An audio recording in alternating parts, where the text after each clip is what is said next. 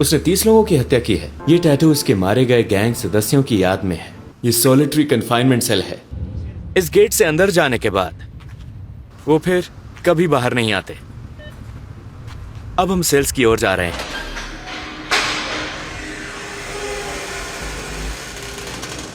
अंदर आ जाइए। हम गैंग्स तक पहुंच गए हैं। Buenas tardes.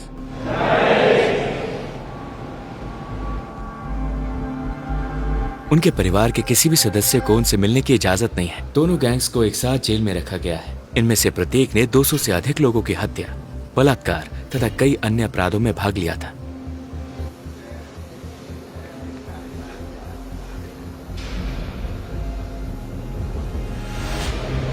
उन्होंने कहा कि अगर आप उनकी ओर देखेंगे तो वो आपको गुस्से से देखेंगे।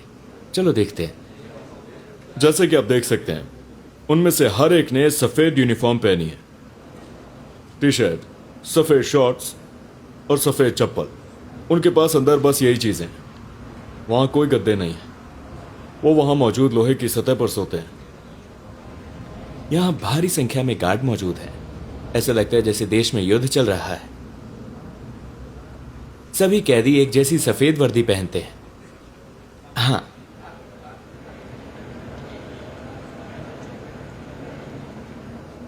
यहाँ की लाइट्स कभी बंद नहीं होती। वो 24/7 चालू रहती हैं ताकि कैदियों को समय का पता ना चले और गार्ड उन पर नजर रख सके। उनके पास दुर्व्यवहार करने का कोई मौका नहीं है। प्रत्येक सेल की क्षमता 100 कैदियों की है, लेकिन हर सेल में केवल 80 बिस्तर हैं। उनके पास ठंड से बचने के लिए कोई कंबल या अन्य सामान नहीं है। 24 घंटे नियंत्रण और निगरानी। गार्ड्स के अलावा हमारे पास कैमरा सिस्टम है जो हमें हर गतिविधि पर रियल टाइम मॉनिटरिंग की अनुमति देती है।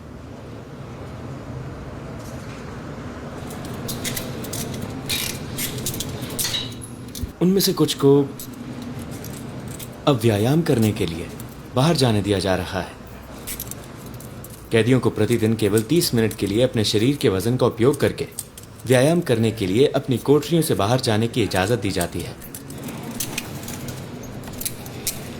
सभी सेल्स अपनी पूरी क्षमता पर हैं।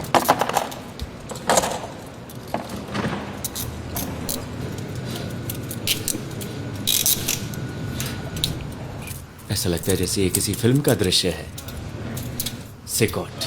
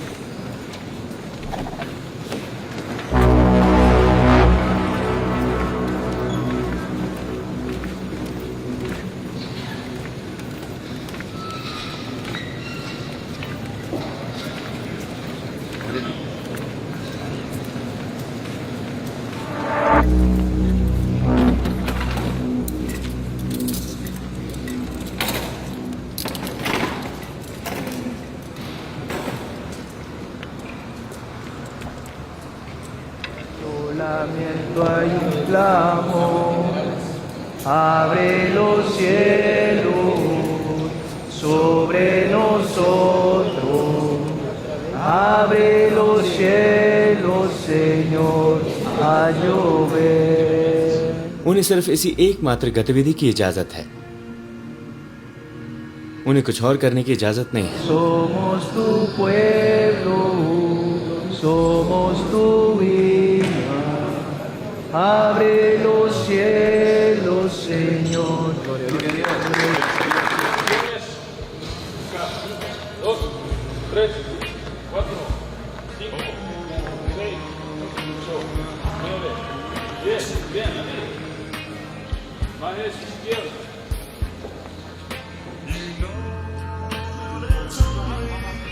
उनके टैटू से पता चलता है कि वो किस गैंग से संबंधित हैं।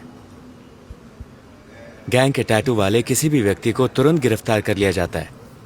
पुलिस के पास एक खास टैटू का कैटलॉग है जिसमें हर निशान एक गैंग से जुड़ाव दिखाता है। कुछ गैंग के सदस्यों ने अपने टैटू बदलने की कोशिश की, लेकिन वो नाकाम रहे।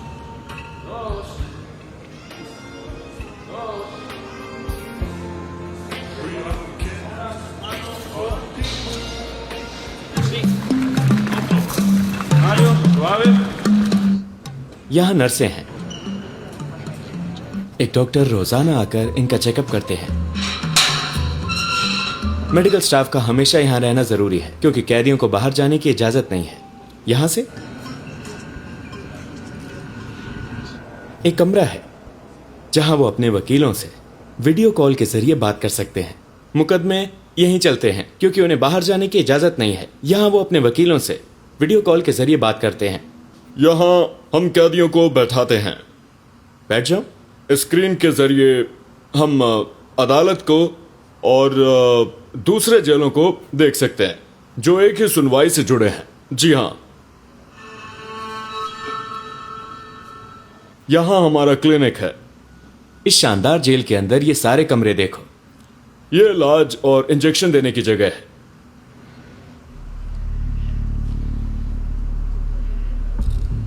अब हम दुनिया के दो सबसे खतरनाक गैंग मेंबर्स के बीच से गुजर रहे हैं। वो हमारे दाएं और बाईं ओर हैं। मैं आपको 3 ऐसे अपराधियों के बारे में बताऊंगा जो यहां हैं। ऐसे लोग जो एक समय पर भगवान बनने का नाटक करते थे। वो तय करते थे कौन जिएगा और कौन मरेगा। वो हमें इन 3 अपराधियों के बारे में बताएंगे। हाँ, अपना मास्क उतारो। और हम इनके अपराधों के बारे में जानेंगे। वो समाज के लिए बहुत बड़ा खतरा थे। उर्फ एल सेको, बैरियो 18 गैंग का सक्रिय सदस्य। इस शख्स पर गंभीर हत्या का आरोप है। इसे 100 साल से ज्यादा की जेल की सजा मिली है। अपनी शर्ट ऊपर करो। उनके टैटू बताएंगे कि वो किस गैंग से संबंध रखते हैं। इसने 5 लोगों को मारा। उसने उन्हें सिर्फ इसलिए मार डाला क्योंकि वो उसके इलाके में आ गए थे। घूमो। उन सभी के शरीर पर टैटू हैं। वो MS-13 सदस्य हैं। वो देखो।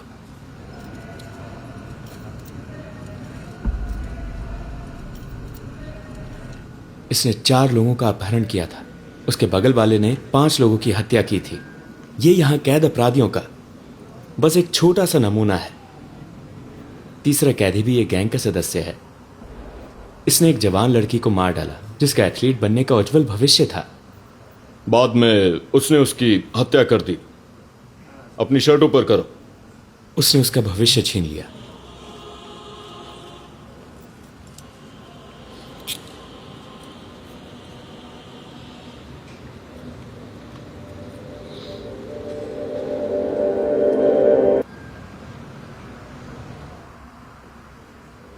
उनके टैटू की वजह से उन्हें पहचानना और पकड़ना बहुत आसान हो गया। उसके शरीर पर 18 का टैटू बना हुआ है। इसका मतलब है कि वो बैरियो 18 का सदस्य है। ज्यादातर टैटू जो तुम इन पर देखोगे उनमें कुछ कब्र के पत्थर बने होंगे। ये टैटू वो अपने गैंग के दूसरे सदस्यों की याद में बनवाते हैं। उनके गैंग के सदस्य जो मारे गए। उनके शरीर पर उन लोगों की कब्रों और खोपड़ियों के भी टैटू हैं जिनकी उन्होंने हत्या की है। यहाँ मारिया। यहाँ क्या लिखा है? संटाना गुज़मान। संटाना गुज़मान। वो कौन है? मेरी दादी। वो उसकी दादी है। उसके बेटे का चेहरा। ये टैटू उसके मारे गए गैंग सदस्यों की याद में है। उसने उन्हें खोपड़ियों के रूप में बनवाया है। हर टैटू का एक मतलब होता है। इन सबको गिरफ्तार करके एक ही जेल में बंद कर दिया गया है। ये दोनों गैंग आपस में दुश्मन थे, लेकिन अब वो एक साथ कैद हैं। आमतौर पर उनके पैरों पर औरतों के चेहरे बने होते हैं और साथ ही खोपड़ियां और गांजे के टैटू भी। हाँ,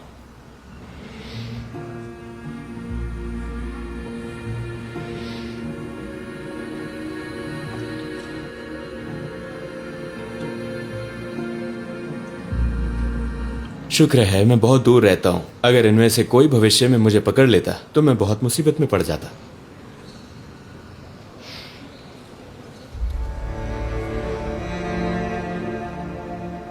ये गैंग कभी दुश्मन थे, लेकिन अब ये एक ही सेल में रहते हैं। उनकी पूरी जिंदगी इस सेल के भीतर सीमित है। वो कभी बाहर नहीं जा सकते। ये उनका टॉयलेट है। क्या आप देख रहे हैं? ये वहां कोने में है। ये 2 साल से यहां है। जैसे ही जेल खुला, सारे अपराधियों को यहां भेज दिया गया। गार्ड इस डर से अपने चेहरे ढककर रखते हैं कि कहीं कोई कैदी बाहर किसी से संपर्क करके उनके परिवारों से बदला न ले ले। हाँ, अब हम सॉलिटरी कन्फाइनमेंट की कोठरियों की तरफ जा रहे हैं। जो भी कैदी बदतमीजी करता है उसे यहां डाल दिया जाता है। यही चीज उन्हें लाइन में रखती है। यहां कोई लाइट नहीं है। ये सॉलिटरी कन्फाइनमेंट सेल है। यहां केवल एक सीमेंट स्लैब है। ये सॉलिटरी कन्फाइनमेंट सेल है। अगर कोई कैदी बदतमीजी करता है तो उसे 15 दिनों के लिए यहां डाल दिया जाता है।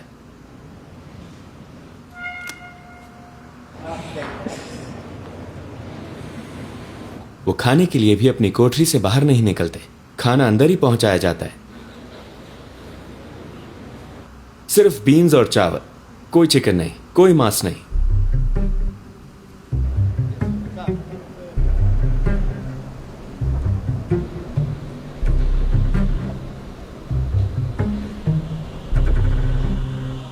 बाद में मैंने एक गैंग के सदस्य का इंटरव्यू लिया। वो MS-13 के सदस्य हैं। उसने कितने लोगों को मारा? 30। उसने 30 लोगों की हत्या की है। क्या हम उसके टैटू देख सकते हैं? देखो।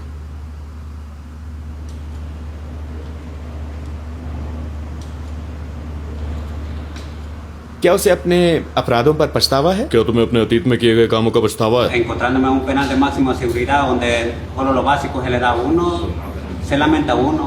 Quizá uno se hace fuerte durante el día, pero en la noche uno se lamenta y llora, encontrándose en esta condición.